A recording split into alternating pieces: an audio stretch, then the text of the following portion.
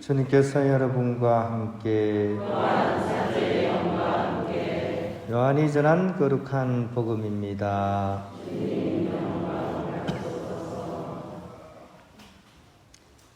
그때 예수님께서 제자들에게 말씀하셨다. 누구든지 나를 사랑하면 내 말을 지킬 것이다. 그러면 내 아버지께서 그를 사랑하시고 우리가 그에게 가서 그와 함께 살 것이다. 그러나 나를 사랑하지 않는 사람은 내 말을 지키지 않는다. 너희가 듣는 말은 내 말이 아니라 나를 보내신 아버지의 말씀이다. 나는 너희와 함께 있는 동안에 이것들을 이야기하였다. 보호자, 곧 아버지께서 내 이름으로 보내실 성령께서 너희에게 모든 것을 가르치시고 내가 너희에게 말한 모든 것을 기억하게 해 주실 것이다. 나는 너희에게 평화를 남기고 간다. 내 평화를 너희에게 준다. 내가 주는 평화는 세상이 주는 평화와 같지 않다. 너희 마음이 산란해지는 일도 겁을 내는 일도 없도록 하여라. 나는 갔다가 너희에게 돌아온다고 한 내 말을 너희는 들었다. 너희가 나를 사랑한다면 내가 아버지께 가는 것을 기뻐할 것이다. 아버지께서 나보다 위대하신 분이시기 때문이다. 나는 일이 일어나기 전에 너희에게 미리 말하였다. 일이 일어날 때 너희가 믿게 하려는 것이다. 주님의 말씀입니다. 평화를 빕니다. 어제 성모의 밤 참석하셨나요? 모처럼 참 대단한 날이었어요. 그죠? 우리가 이렇게 코로나 이후로 교우들이 그렇게 많이 오신 적이 없었는데 어제 숫자가 225분이 성모의 밤에 이렇게 오셔가지고 또 노인대부터 시작해서 교사배 또 우리 꾸리아 단체 또 사목위원들까지 이렇게 성모님과 또 우리 교우들께 이렇게 선물도 주시고 그죠? 참 이렇게 풍요로운 그런 좋은 시간이었던 것 같습니다. 이제 부활 시기가 이제 오늘부터 이제 마무리가 됩니다. 부활 시기 마지막 주일을 우리가 어제 성모의 밤과 함께 이렇게 보내고 있습니다. 시작이 좋았으니까 마무리도 좋았으면 좋겠어요. 유종의 미를 거두는 그런 한 주가 되었으면 좋겠습니다. 오늘 복음은 예수님의 고별사에 해당하는 14장 말씀입니다.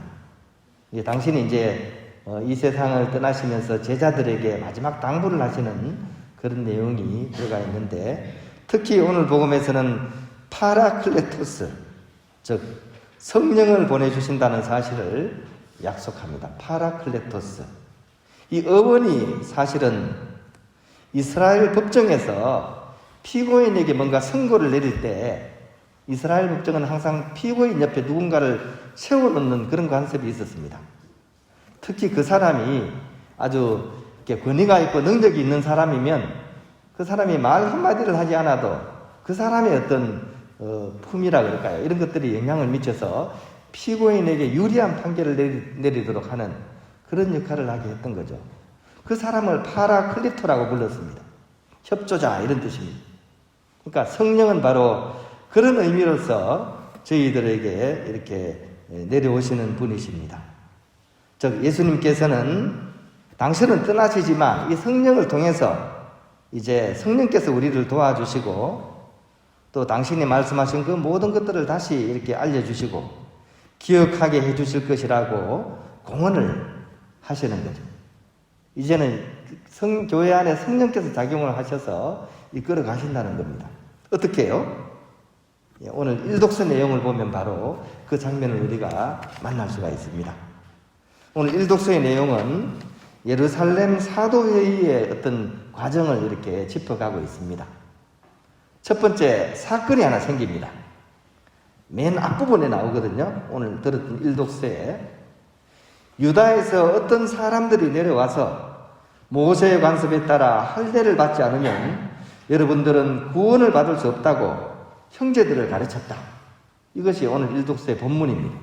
어떤 사람들이 내려왔고 형제들을 가르쳤다. 그러면 형제들은 누구고 어떤 사람들은 누군지를 우리가 알아야 되겠죠.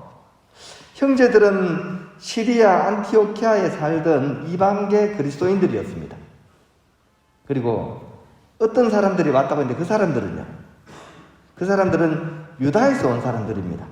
즉 수구파라고 할 수 있는 유다계 그리스도인들입니다. 같은 그리스도인이지만 조금 처지가 다르죠. 유다에서 온 사람들은 할례를 받은 사람들입니다. 이스라엘 사람들이니까. 근데 여기 있던 형제들은 이방계 그리스도인들이니까 할례를 받지 않았습니다. 근데 문제는 이제 유다에서 온 사람들이 고집을 피우는 거죠. 어떤 고집이냐? 마땅히 할례를 받아야 된다. 이런 얘기죠. 그래서 이제 그 충돌이 일어나게 되고 이게 이제 큰 문제로서 이제 등극을 하게 됩니다. 이게 이제 예수님께서 말씀하신 헌부대와 세부대의 이제 문제죠. 그죠? 술을 새로 빚었는데 이걸 헌부대에 담을 것이냐 아니면 세부대에 담을 것이냐. 근데 지금 상황은 이걸 헌부대에 담자는 거거든요. 그러니까 이제 막 헌부대에서 이제 포도주가 이제 터지기 일부 직전인 그런 상황이 일독서의 그런 배경입니다. 그래서 이제 고심고심을 하다가 사도들이 회의를 소집을 했습니다. 야고보 사도, 베드로 사도, 요한 사도 등 당대의 가장 중요한 그런 지도부가 다 모여가지고 고민을 하면서 과연 하느님의 뜻이 어디 있는지를 심각하게 물었고 기도 안에서 그분이 이끄시는 그런 길을 찾고자 노력을 했고 결국 이것이 하느님의 뜻이라고 결론을 내리게 됩니다. 그게 이제 어떻게 되냐면 유다인들은 율법을 준수하면서 살라. 유다인들이니까. 하지만 이방인들은 유다교 의식, 곧 율법의 구속을 받지 않는다. 그러니까 할례를 안 받아도 된다. 이런 결론을 내리게 됩니다. 사도직도 분리를 해서 베드로 사도는 하나님께서 정한 사람이니까 할례 받은 사람들을 대상으로 선교를 하고 바울은 하나님께서 가려내신 분이니까 이방인을 대상으로 선교를 한다. 이렇게 이제 구분을 하고 이제 정한 것입니다. 우리가 생각하기에는 뭐 그렇게 대단한 것일까 생각하는데 유다인들 입장에서는 이거 엄청난 사건입니다. 1895년 11월 15일에 고종 황제가 단발령을 시행을 했어요. 그 당시에 다들 머리 닦고 살았잖아요. 결혼한 사람들은 상투를 털고 살았죠. 그죠? 왜냐하면 부모가 물려준 이 신체를 훼손해서는 안 되는 거거든요. 근데 단발령은 뭡니까? 그걸 자르라는 거거든요.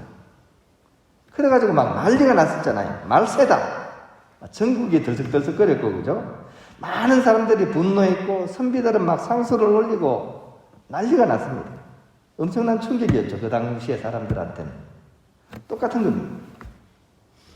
할례를 받지 말라는 이 사실이 이 그리스도인들에게는 굉장히 충격적인 그런 결정이었습니다.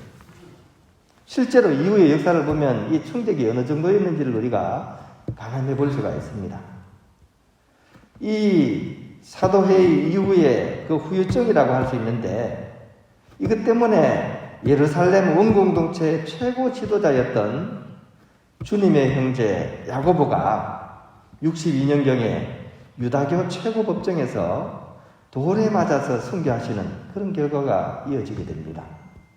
즉 율법으로부터의 해방을 외친 바오로를 용인하고 대접했다고 해서 결국은 이런 일을 겪게 되시죠.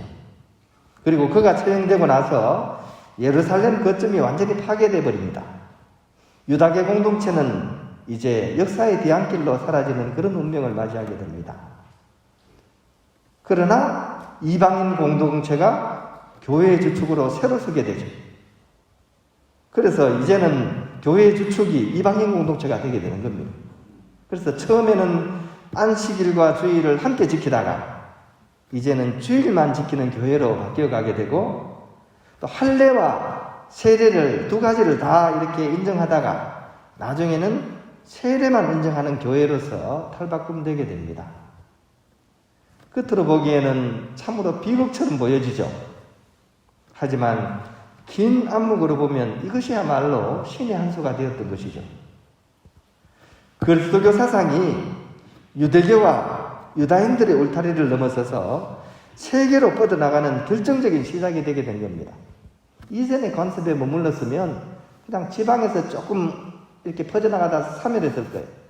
근데 이 결정 때문에 세계 종교로서 나아가게 되는 그런 계기가 되게 되는 거죠.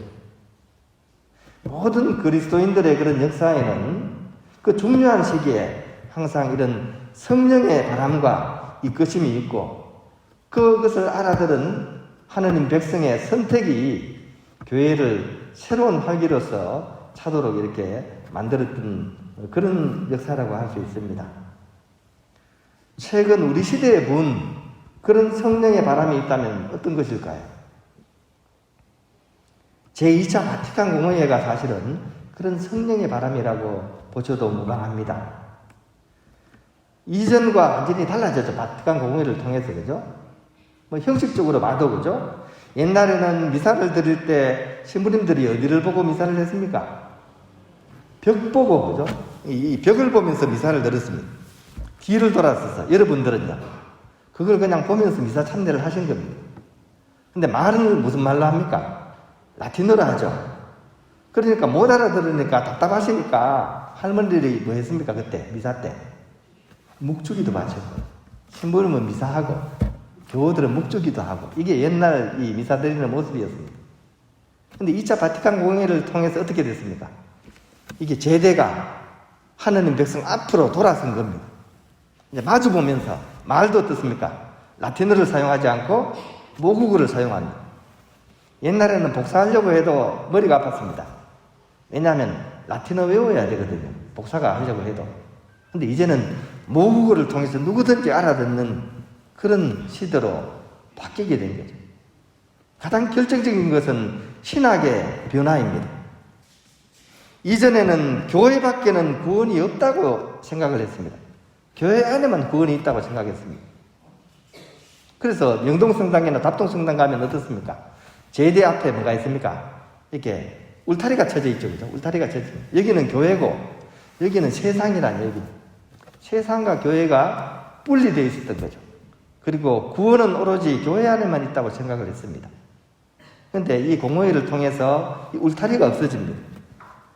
이제는 이웃 종교에서 발견되는 옳고 성스러운 가르침도 배척해서는 안 된다. 그 안에 참된 진리를 반영하는 요소가 있다고 인정을 하는 겁니다. 심하게 얘기하면 세례가 아니어도 구원이 가능하다는 얘기입니다. 이게 엄청난 전환입니다. 이런 파격적인 변화가 결국 도태되어 가던 그런 교회에 새로운 활기와 생기를 넣어줬고, 그나마 천주교회는 이것을 통해서 뭔가 새로운 방향으로 가고 있는 거죠. 이런 모습이 우리에게 필요합니다. 성령의 이끄심과 그것을 알아듣는 교우들의 그런 마음이 일치하게 될 때 줄탁동시처럼 새로운 삶의 길이 열리게 되는 것이죠. 그렇다면 오늘날 우리가 살아가는 이 시대, 코로나19를 맞고 팬데믹을 겪은 이후에 우리 시대는 과연 어떤 성령의 바람이 불어야 되겠습니까? 아마도 탈종교의 시대, 무종교의 시대가 이제 앞으로 도래할 겁니다. 이제는 성당에 굳이 안 나와도 된다고 생각하는 사람들이 많아졌습니다. 점점 더 그 숫자는 늘어날 겁니다. 그런 상황에서 우리는 어떻게 생각해야 되겠습니까? 종교가 없으면 삶이 허무해질까요? 또 사람들이 종교에서 멀어지면 이 사회가 나쁜 사회가 될까요? 근데 냉정하게 살펴보면 무종교 사회가 더 나은 모습 또한 발견됩니다. 미국 사회가 철저한 개신교 사회죠. 종교가 지배하는 사회입니다. 거기에 비해서 오히려 종교가 느슨한 북유럽 사회를 보십시오. 여기는 오히려 번영과 평등, 자유, 민주주의, 인권, 범죄율 저하, 기대 수명의 차원에서 더 건강한 사회가 북유럽 사회입니다. 이것은 무슨 징조이겠습니까? 이 안에 어떤 하나님의 뜻이 담겨져 있는 것입니까? 이제는 우리로 하여금 그 종교의 도구마에서 벗어나기를 주님께서는 일깨우시는 것입니다. 기복 중심, 교회나 성당에만 다니면 복이 하늘에서 떨어지는 그것을 갈구하는 그런 신앙이 아니라 또 자기 중심, 나만 우리만 잘 살겠다는 그런 자기 중심성을 이렇게 탈피하지 않으면 앞으로 이 종교가 설 자리는 없다는 것이, 이제 껍데기 종교는 필요 없다는 얘기입니다. 이제는 그런 것을 넘어서서 오히려 세상 만물과 교류하고 연대해가며 결국 우리 내면에 담긴 그런 신성, 참된 진리를 깨달아가는 그런 신청 종교로서 나아가도록 하나님께서 우리를 이끄시는 그런 흐름을 우리가 읽을 수 있었으면 좋겠습니다. 이제 표청 종교는 심청 종교로서 전환되어 가야 됩니다. 우리는 그것을 바라볼 수 있어야 되고, 이것이 오늘날 그리스도인들이 가지는 또 하나의 큰 숙제라고 하겠습니다. 어떻게 하나님의 뜻을 우리가 알아내야 되고, 그것을 우리 삶 속에서 어떻게 우리가 응답해 나갈 것인가? 이것이 우리의 성찰거리, 고민거리, 기도거리가 되어야 할 것입니다. 이제 성령께서는 또 다른 방식으로 우리를 당신의 나라로 초대하고 계십니다. 거기에 귀를 기울이고 우리 삶이 거기를 향할 수 있도록 다 함께 마음을 모아 함께 기도드리면서 그 길을 걸어가야 할 것입니다.